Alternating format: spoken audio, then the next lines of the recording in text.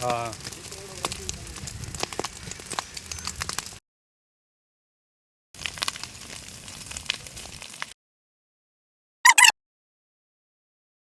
വിഴിഞ്ഞം ഹാർബർ റോഡിൽ കസ്തൂരിക്കുളത്തിന് സമീപത്തുള്ള 10 ഏക്കർ ഭൂമിയിൽ തീപിടുത്തം.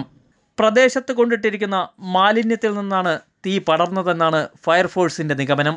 ഉണങ്ങിയ പുല്ലും കരിയിലകളും കത്തിപ്പടർന്നതോടെ ഫയർഫോഴ്സിനും നിയന്ത്രിക്കാൻ കഴിയാത്ത സ്ഥിതിയിലായിരുന്നു. പരിസര പ്രദേശത്തെ വീടുകളിൽ നിന്നുൾപ്പെടെ വെള്ളമെടുത്താണ് തീ കെടുത്തിയത്.